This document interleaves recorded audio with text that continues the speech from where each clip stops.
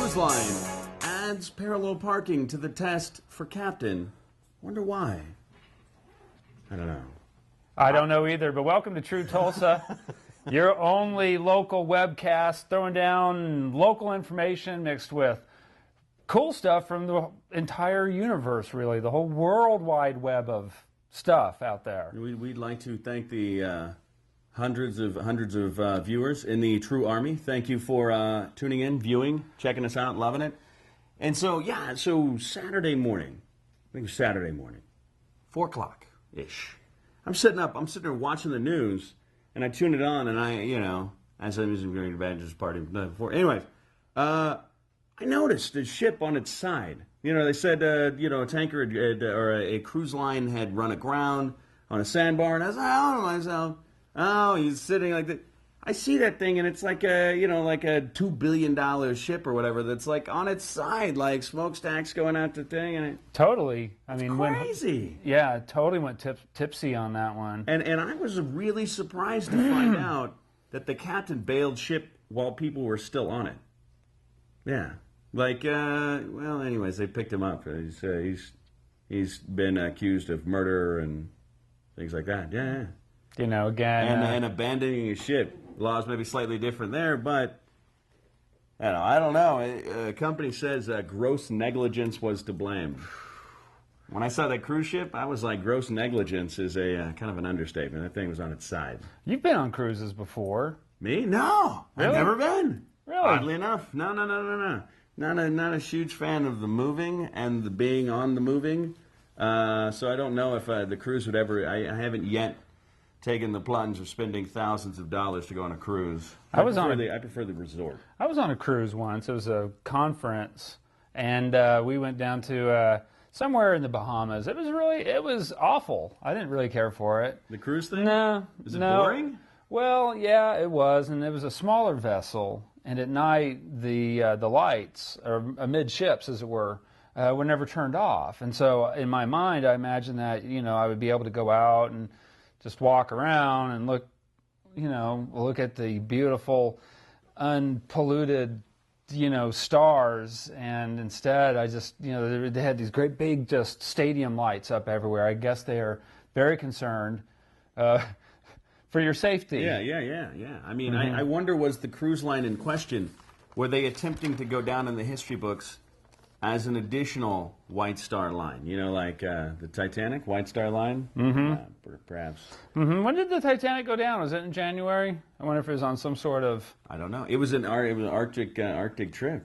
Hey, there's the transatlantic little thingy to do. Yeah. The Titanic was? Yeah. It was going from, London to... New York. New York. So it was busting through the possible icebergs.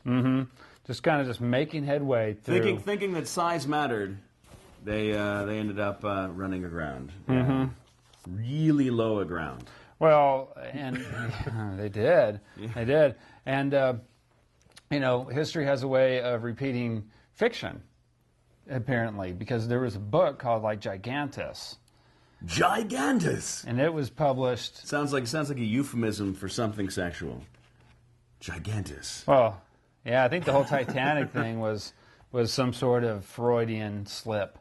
Absolutely.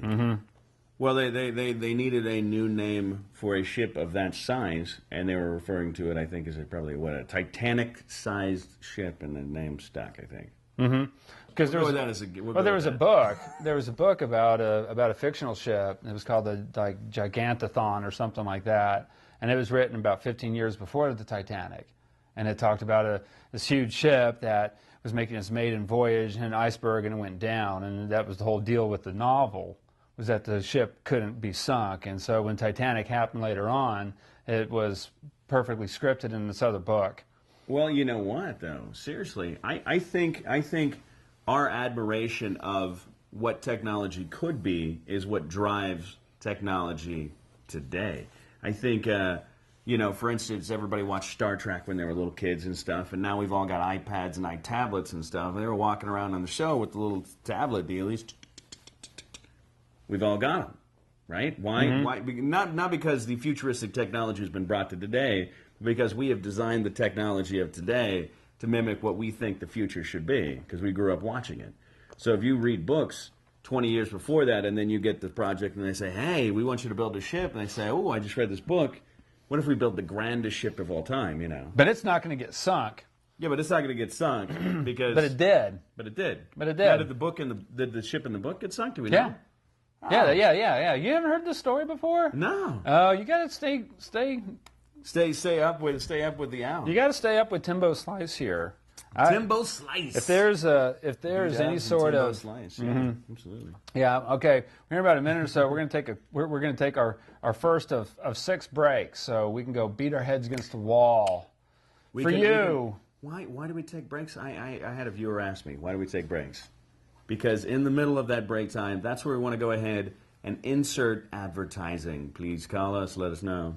We'll get you set up. Yeah, I fix iPhone, iDevices.com. They're still on. Click on any of the banners and stuff like that.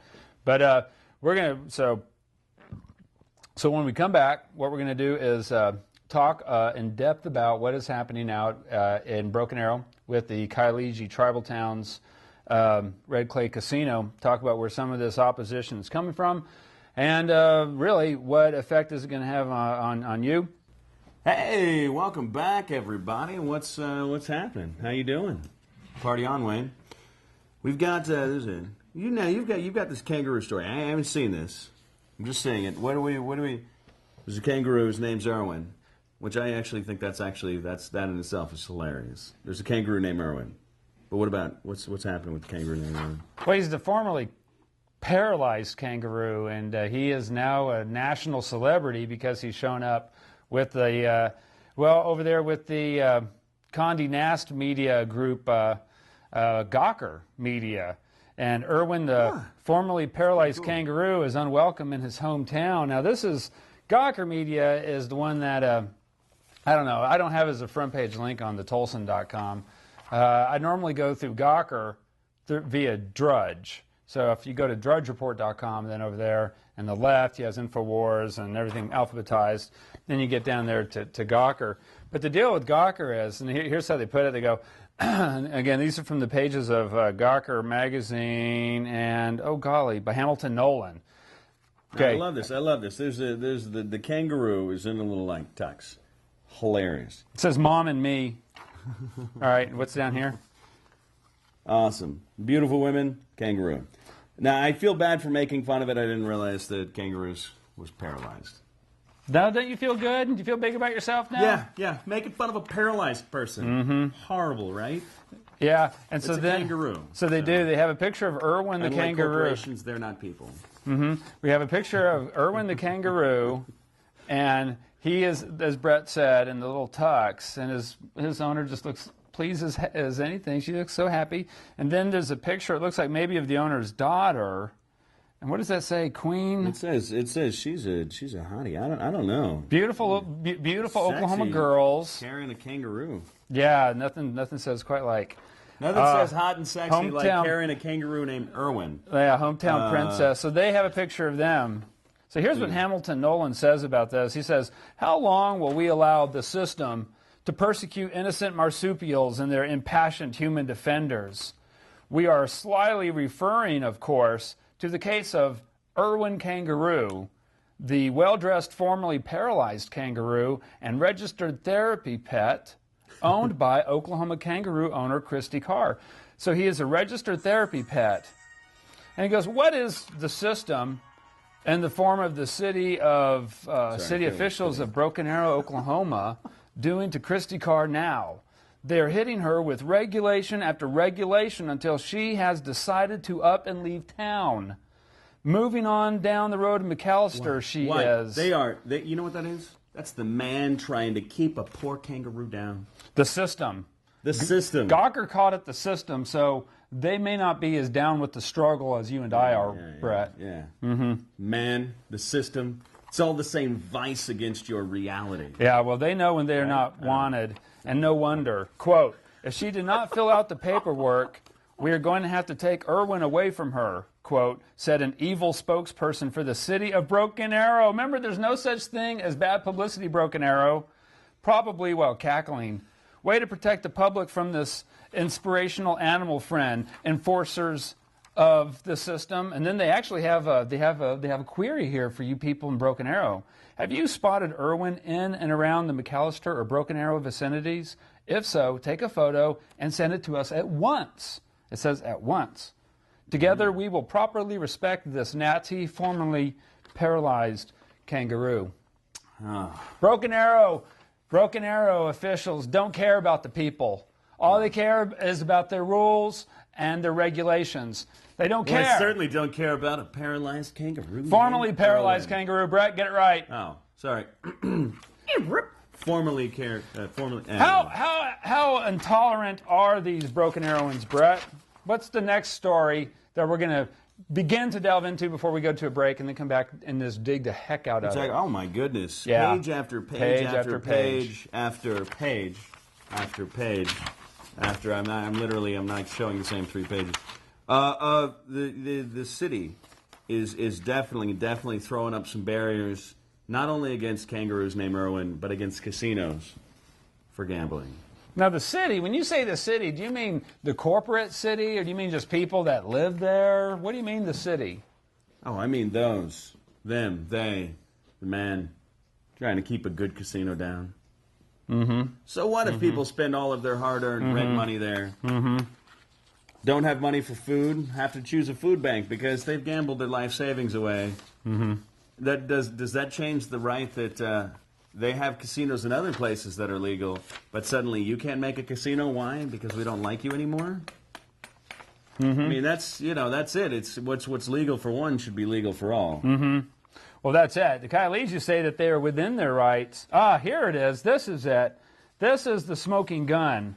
Okay, if you're inside the city of Broken Arrow and you vote for any of your mayor or city councilor or councilman and you're opposed to this casino, well, then you need to vote those guys right out. Why? The city received draft plan for casino in September. They knew this was coming down the pike.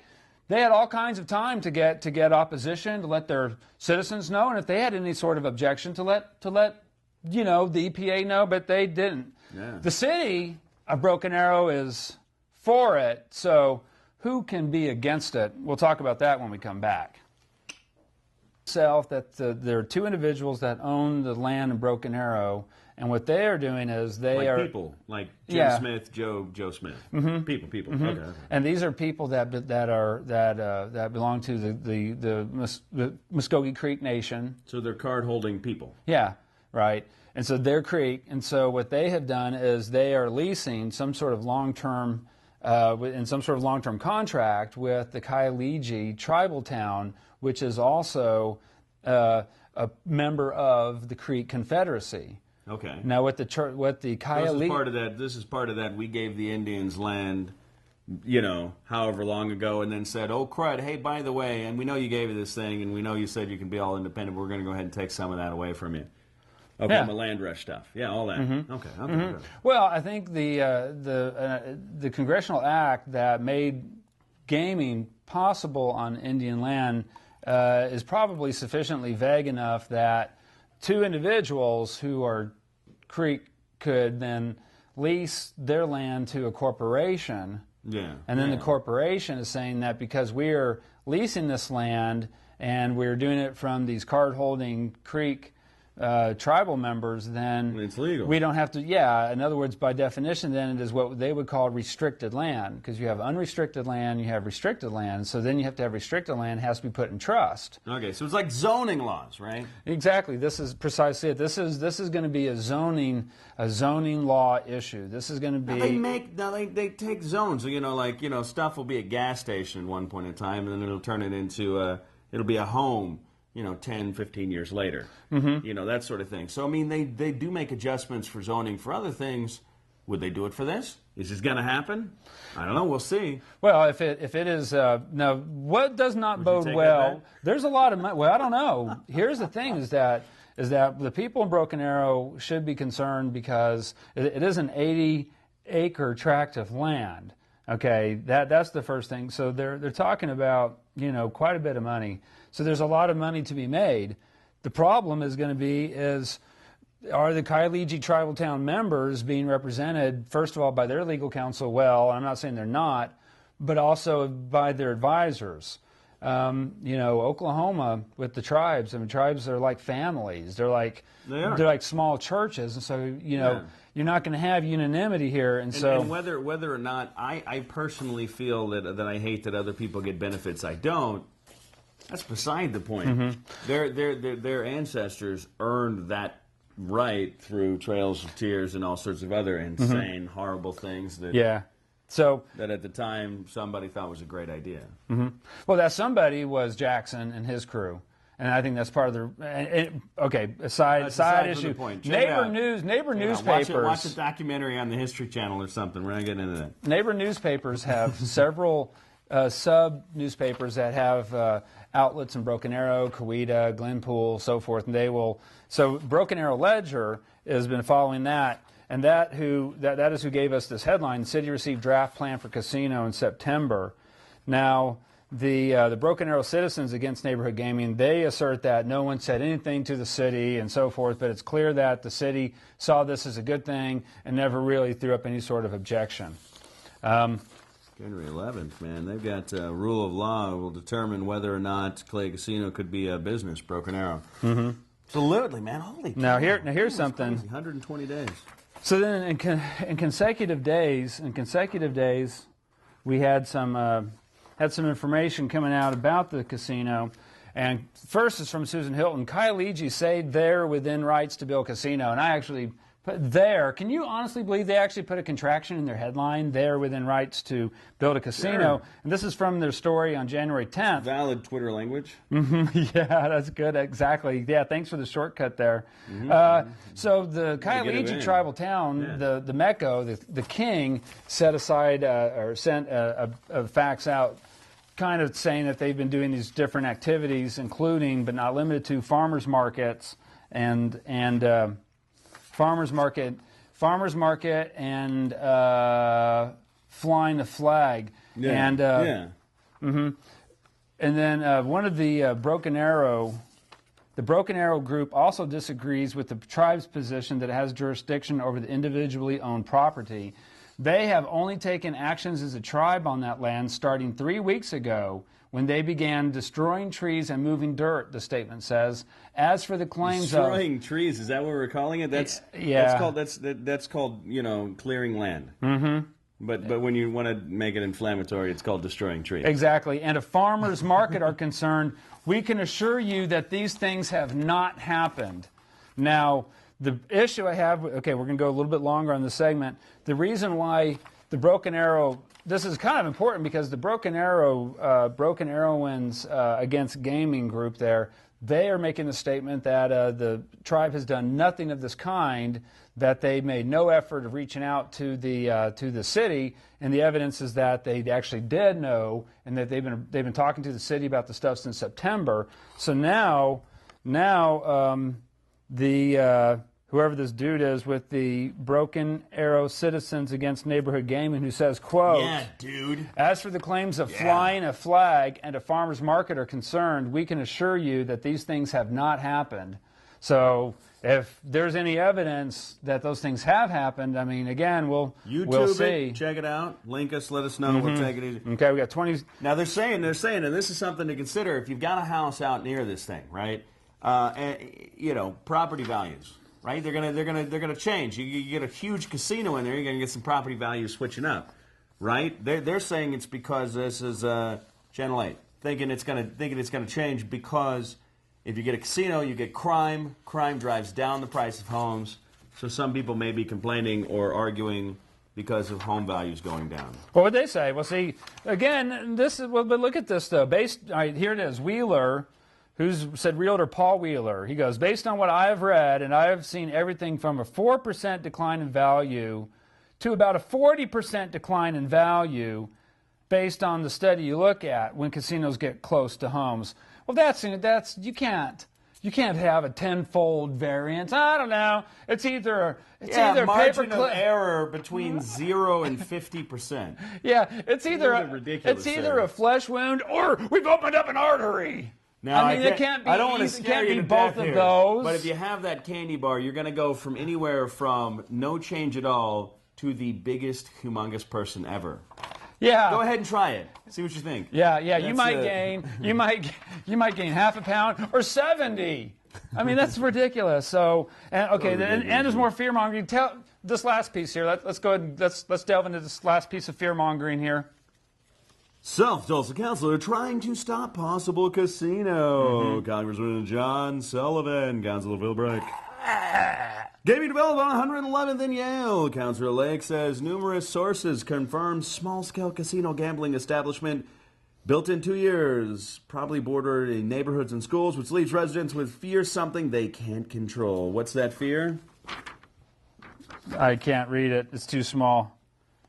Got you. Not a... Heavy traffic. Yeah, there you go. Heavy traffic. Heavy traffic, boys and girls.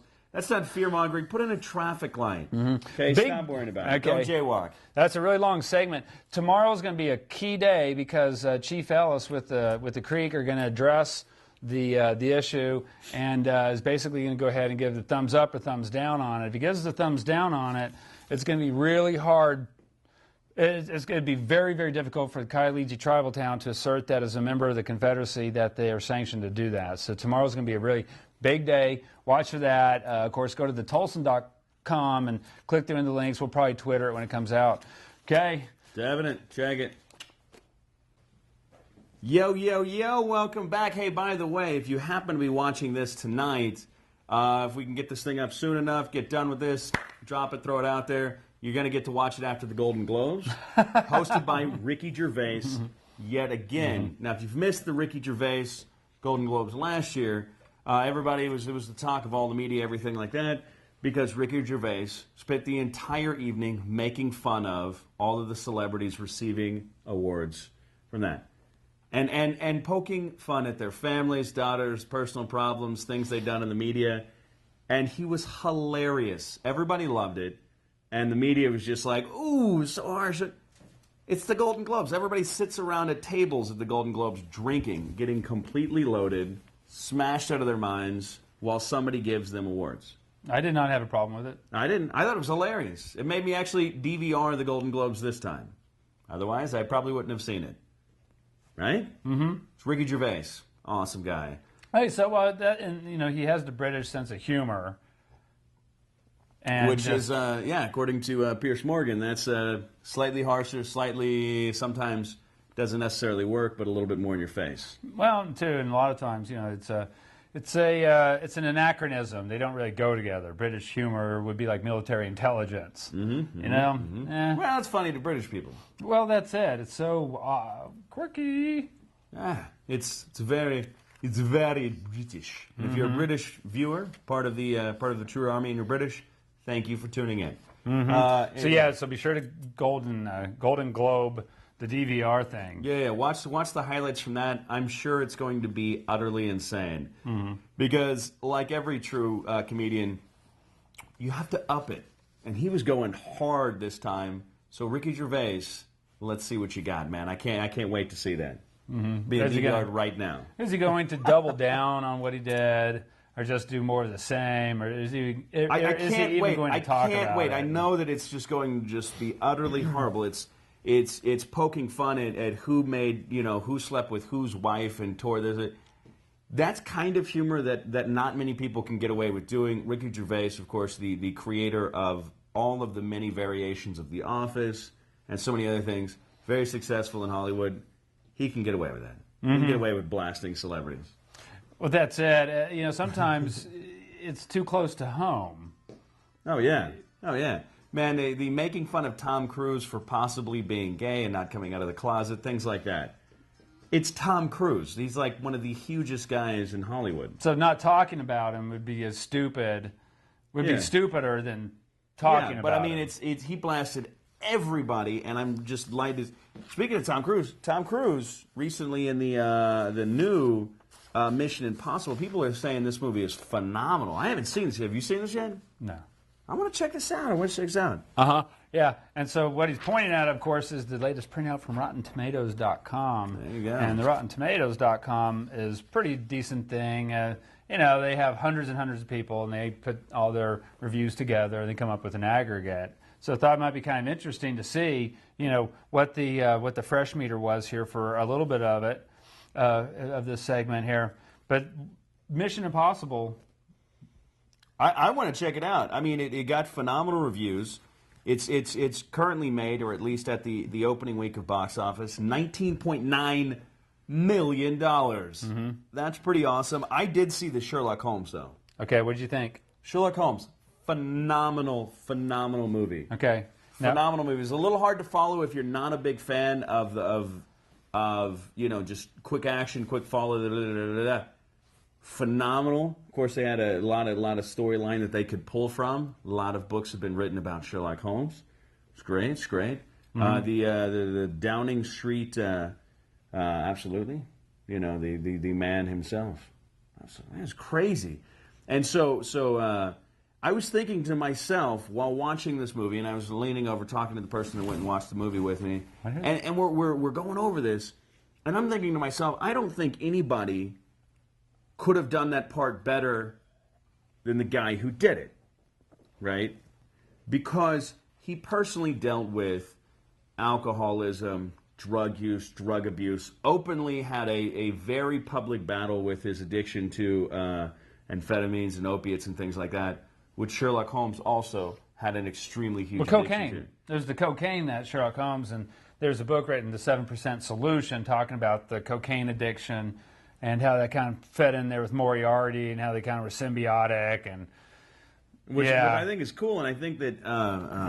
well, the Rotten Tomatoes group gave it a 61 out of 100%. Would you have given it higher than that? I would have given it a lot higher than that. That was Really? a phenomenal movie. Like in the 90s? Yeah, and the thing about things like box office reviews, I always think that not everybody out there is completely, massively, you know, maybe can't follow a great story, you know, as well. And so they prefer the huge boobs, lots of guns, action, which I love too, but I also love it where it's something that I'm working to determine how the story is going to evolve as it's evolving, and then I get surprised because I haven't followed it completely enough. Porn actors can't act, Brett. You know that. All right, listen. But I tell you what, who doesn't love a good porn? When we come back, we're going to talk about Stefan. Is Saturday Night Live's Stefan posting on a Yelp account? The Tulsan over there at Saturday Night Live, Bill Hader, may be moonlighting. A Stefan movie in the works? We'll talk. Hey, welcome back, welcome back. We were talking about Stefan and his possible run at an Oscar. Just kidding. That would be kind of cool. That would be kind of cool. Maybe an Emmy. Maybe an Emmy. Emmy-nominated Stefan. Yes. And this is from theobserver.com, and I have no idea. Oh, this pulled up on the gig, on my gig reader over there at thetulsan.com. By the way, on his gigometer. Yeah, we are broadcasting live January 15th, year of our Lord 2012, from the Weapons of Mass Production Studios in Midtown Tulsa. I want to give out a shout to Beat Mafia Music, PNG Entertainment, and all of our sponsors. So here we go. So 4 entries. Now, Yelp is a social media thing that you can go, an app, a site, and one of those interweb. You're curious, there is an app for that. It's a Yelp app.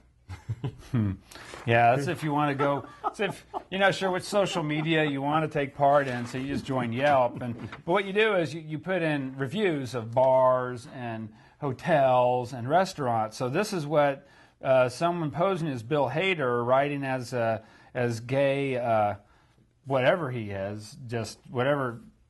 I mean, what is he? He's like a social media butterfly, sort of, kind of like an artso-fartso. Although it should be artso-fartso. So here we go. Social media butterfly. So here is Bill Hader's take on Pete Wentz's restaurant. New York's hottest bar is Angels and Kings, although it should be called Angels and Queens. Scandalous. Scandalous. And this place has everything. Mr. Miyagi impersonators. Mr. Miyagi. Skinny cholos. Skinny cholos. A jacuzzi of expired milk. A jacuzzi of expired milk. And a Polynesian nanny who looks like, and look who just walked in. Is it Natalie Portman? No. It is an old Irish black man we will call Murphy Brown. Oh, my God. Plus, if you come on Sundays, you can meet the 2-year-old Ultimate Fighting Champion, Dr. Empanadas, and he's my best friend. So that's kind of funny. Bill Hader, of course, on Saturday Night Live. And on Saturday Night Live, also last night, Lana Del Rey mentioned here on a show. Absolutely. A couple we were months running some ago. clips of that. I was a little surprised. I said, Del Rey. She did Lana Ray Del. Mm-hmm. Speaking of the chickadees in entertainment news, what do you got, Brett? Oh, tell you what. Now this is pretty cool. So Tulsa lost the Talons. Lost the Talons. In the unwatchable indoor soccer football league. So unwatchable. We're even confusing sports on it. I'm just kidding. Tulsa threatens women's tackle football team tryouts. Tulsa threat. Ah, yes, they do threat. Tulsa's threatening. If you guys... Well, naturally, I just assumed. I was like, oh, great. Anything fun or cool, casinos, bars, good restaurants, anything, always gets shut down. Everybody don't want to do it. If you guys don't sit down, we're going to have a women's tackle football team. Absolutely, absolutely. I'm telling you for the last time. Saturday, gearing up for 2012 season. There you go. The second year of the professional women's football team. Hey, there you go. How do you love that? How do you love that? It's good stuff. Good stuff. Check it out. Buy tickets. This is from News on 6. Head coach Craig K. Gaines, known as Coach Gator, said the time is right for the team that represents Tulsa. Players come from the metro area and surrounding cities as well. They have a schedule 4 away and 4 home. Going to put that on our to-do list. Also, on February 18th, on Saturday, I'm going to go down to Club 209 downtown. Have you been out there? Club 209? In the Brady Arts District? Have I been to Club 209? I don't recall going, so no. What's happening down there? Sherry Vendetti's going to do a gig there. She's friend of the show? Yeah, friend of the show. All right, cool. Friend of the show there. Member of the True Army? Well, I don't know about that. But we need to get her on the page. Get her on the page. Get her on the viewer list. Yeah, well, she Twittered me that she's going to be there because last time she was in town, she was talking about Quick Trip, and I said, "Cool." I said, "Quick Trip." I said, "Quick Trip is probably the best part about Tulsa." She goes, "Oh yeah, how many times have you been then?" And I said, "Well, 3. I love but that. The night is early." It's the only gas station I've ever acquired or I've ever seen other people do. When you're trying to make your gas stretch another mile and a half so that you can go get it at QT as opposed to another gas station. Love it, and am only pissed because I didn't come up with the idea of QT myself.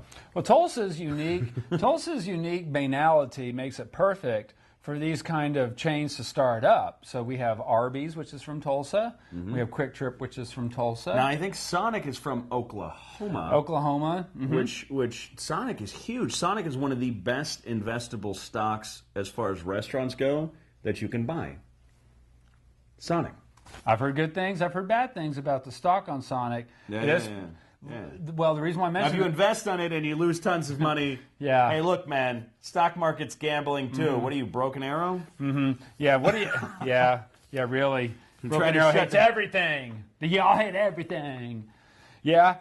Well, we're gonna talk about that. I'm glad for all the Broken Arrow fans out there. Thank you for watching. Yeah.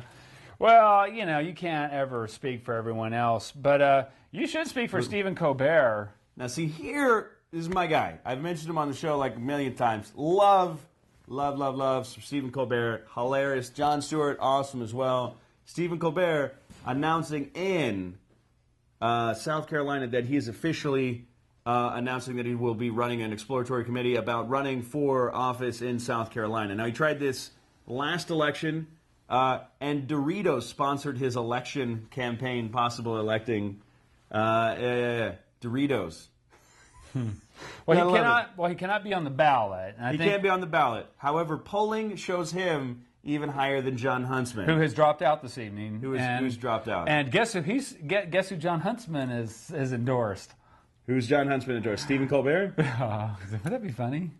Yeah. That'd be. I mean, now No, I'm a douchebag, number one. A So Colbert America. Thank you. There you go. That's I mean, I think you're right. I think the funny thing to do for Huntsman would be to endorse Steve Colbert. Yeah. Knowing that it will not make a difference. But no. But if he's playing his cards right, he's going to endorse one of the winners because he's the guy that hasn't slung nearly enough mud that he couldn't be a vice presidential candidate. Well, that is a good point. I mean, he's kept himself he's kept himself pretty clean. Also, you've got another vice presidential candidate that I'm looking at possibly seeing is on a ticket is former New York Mayor Rudy Giuliani. Well, yeah, it is true. I'm going to see. I'm looking to see him be somebody's vice presidential candidate. Yeah, I'm neither a huge nor a non-huge. I merely see him as somebody who could have run for the election but didn't have nearly enough pull to get himself nominated, but he might be able to get nominated as a vice president. Yeah, because of his panache and he's got a huge pull in the Republican Party, enough that he's run successfully, getting some votes and some nominations from the Republican Party more than once. He was down at Steak Stuffers. By 41st and Peoria. Stuffing some steak. In 2008 when he was running against McCain. Yeah, he actually showed up to T-Town. Whatever happened to him, he didn't win. No. No. There you go. T-Town, the place to run your political campaigns from. Yeah. Oh my goodness. But Steve Colbert, and he's not gonna actually do it. But heck of a, I think honestly, if he ran for Republican, I think he'd get a surprising number of votes. I seriously think if he actually ran in South Carolina, right, actually got on the ballot, ran in South Carolina, I think a significant share, and when I say significant, I mean like 5-10%, would go to Stephen Colbert. This is a fluke vote, or because people go into those ballots honestly, they're not really knowing who the heck the candidates are, right? And so you know him, he's a lovable guy.